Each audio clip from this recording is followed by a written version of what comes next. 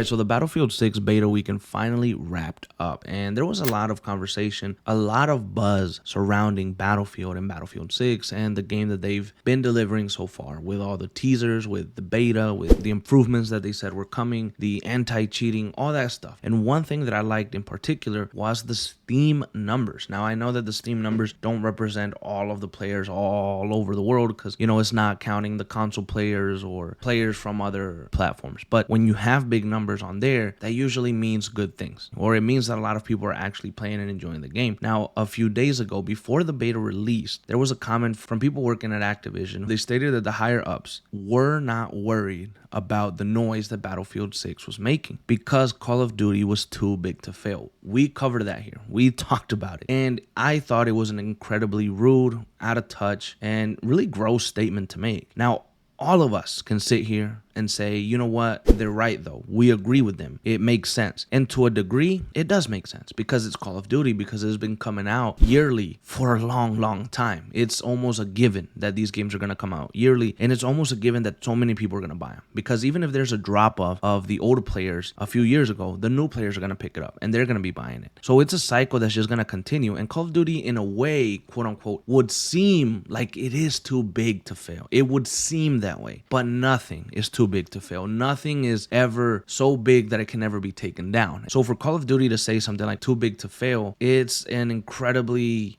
wild statement, because maybe they don't fail with Black Ops 7. Maybe they don't fail with Modern Warfare 4. Maybe they don't fail with the next game that Sledgehammer is working on for 2027. But they definitely can at some point. And Battlefield 6 is making a push. Now, it isn't Battlefield 6's job to come and beat the shit out of Call of Duty, take them down, or anything like that, because I learned specifically this weekend that the two games are very different. Some of you guys stated that Call of Duty is more like an arcade type of shooter, while, Battlefield 6 takes a more realistic sort of approach to it, a little bit more slower, more tactical, but it's still very different compared to Call of Duty. There's some similarities, but it is different. And I think, though, the comparison always comes between Battlefield and Call of Duty, because Battlefield 6, or Battlefield in general, is another AAA title that can come out regularly. Maybe not yearly, but they can come out regularly, and they can compete against Call of Duty. And the fact that Call of Duty has always come out on top doesn't mean, once again, that Battlefield will never be able to win. And the Steam charts and the numbers of people that played this weekend was high. It was record-breaking, actually. They peaked, I believe, at 521,079 people. That was their all-time peak. I think that's what it was, you guys can see here. Now, if we look at this here, it broke Call of Duty's all-time peak that was put up almost 3 years ago with the release of Modern Warfare 2 on the 28th of October. That is insane. It broke the record, and then it set a new record. Now, the immediate counter argument that you could have for this is, well, Call of Duty Modern Warfare 2 was a full release. People bought the game and they went and they played it. Battlefield 6 is an open beta, free to play, free access for everyone. Of course they're going to have it. Well, yeah, I get that, but that's still 524,000 people that came in and played it. The queues were massive to get in. Not only did it do numbers, but people really liked it. People really enjoyed it. And maybe you as a fan aren't worried at all about this, because this is just noise for you and for me or whatever. Because at the end of the day, Call of Duty is going to come out. They're going to do massive numbers. They're going to sell like crazy. They're probably going to outsell Battlefield 6. And everything is going to seem like the world is right for you. But you know who might be worried about this number? Who might be saying, oh, damn, those higher ups at Activision that made the comments, we're too big to fail, we're not really worried about Battlefield 6. Because when they made that comment, what I realized is they say that, but if they really were too big, they wouldn't have to even acknowledge Battlefield. They would just be doing their own thing, because they know that Call of Duty is working. They know that Call of Duty makes sales. They know that Call of Duty is here to stay. They know that Call of Duty will always be bought. So why would I even acknowledge Battlefield 6 when they've never really been a competition to me, and they're definitely not going to be a competition to me now? Well, maybe it's because Call of Duty over the last few years has been half-assing it for what seems like 3 years straight at the bare minimum. Maybe 2. They give us things we don't ask for. They remove modes that we don't want to be removed. Playing the skin game, you're doing all these collaborations with all these out of character things for what should be a military based game in the 90s that concentrates on espionage and the CIA and what goes on behind the scenes in the government. That's what Call of Duty Black Ops 6 is. Yet we're getting crossover skins with American Dad, with cartoons, with,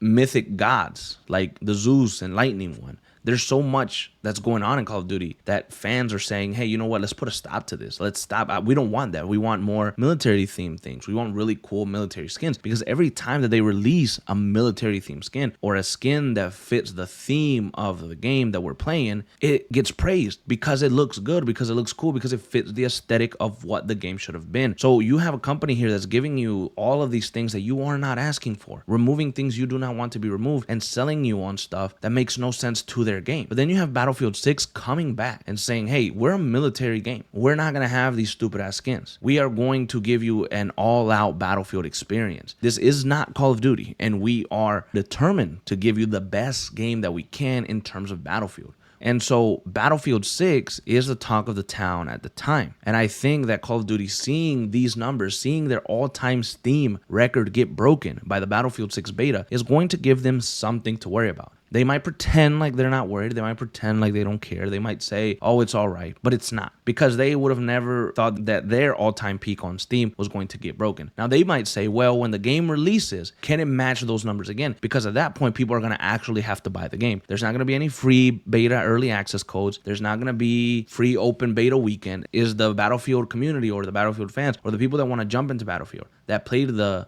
beta, are they going to talk with their money? Are they going to grab the dollars out of their wallet and actually pay for the game? And if they do pay the game and they reach, similar numbers, or they explode again, then Call of Duty definitely has something to be worried about, because this isn't a bluff from a lot of the gaming community or a lot of the people that enjoy these types of games. Because a lot of people are saying, well, bye-bye Call of Duty is cooked, Call of Duty is done, and all this shit. And most of the time it's just fucking around. But in reality, some of these people are serious about moving over to Battlefield. And the thing is, you don't just say, well, I'm gonna play Battlefield and forget about COD. No, for me personally, I'm going to cover Call of Duty Black Ops 7. I'm gonna cover its campaign. I'm gonna play a little bit of its multiplayer. We're gonna redo and replay some campaign missions and talk about them. We're gonna go into the characters and the lore. That's what I'm gonna do, because I have a channel here and that's what we do, and that's what we try to maintain. So of course I'm gonna have to do it, because it is part of my job. This is my job day to day, and this is part of what I do. But I'm also going to do the same thing for Battlefield. So I'm gonna be playing both and trying to enjoy them. Which one am I gonna play more? I don't know. But I will say this: over the weekend, I played both Warzone and the Battlefield 6 open beta. And you might say, well, why were you playing Call of Duty at all? Well, because I was playing with both of my uncles and my cousin, and that's my team, that's my squad, that's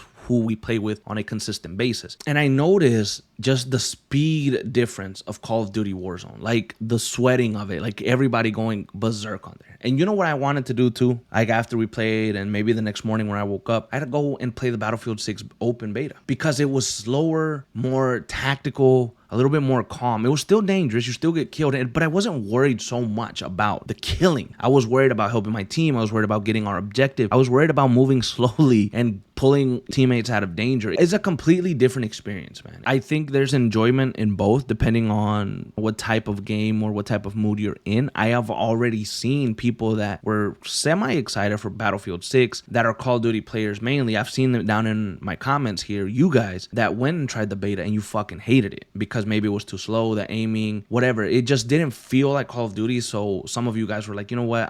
It doesn't feel like COD, so I'm not going to play it. And that is a big thing too. Like a lot of people that are maybe excited for Battlefield, they might turn it on, be like, oh, this doesn't feel like COD. I actually don't want it. My recommendation to that would be probably trying smaller maps. But again, I think we're going on a tangent here. I just know that there might be a drop off. There might be players that were excited for this that play COD, but then once they actually play the beta or whatever, maybe next week or I guess in a few days again, they might not like it and they might leave. But the main point here is that there is something to be scared about. There is something here that Battlefield did. A lot of you guys might not care that the all-time peak was broken by Battlefield, but I think it really says that, hey, we're here to make a push. We might not beat you, Call of Duty. We might not outsell you. We might not break all the records. We might not put you out of business. We might not beat you this year, whatever the case is. But we're making a real push. What we're doing here is valid. What we're doing here has some merit. So be careful. This is a wake-up call in a way for Call of Duty, because they thought that Battlefield 6 wasn't going to make the noise. They thought it was all bullshit. They thought it was all a little bit of hype because a new Battlefield 6 is coming out. This is going to teach them something. I really, truly believe that. And I hope this leads to a pivot from Call of Duty. A pivot where they decide, you know what? Let's start trying again. Let's start listening to our community again. Something that we should have been doing from the beginning, because these are our customers that buy the game on a yearly basis. These are our customers that have been supporting us for many years. Let's listen to what they want and let's try to make some changes. Competition is only going to make both of these games better. And I am just excited that Battlefield 6 is actually making noise, that it's actually good again, that people are actually wanting to play it. And I miss the beta already, if I'm being quite honest. I want to finish editing all of this, and before I go out today and do all the activities that I have to do, I would love to play at least 3 matches on Battlefield. What do you think about Battlefield 6 breaking the all-time peak players for Steam and beating Call of Duty?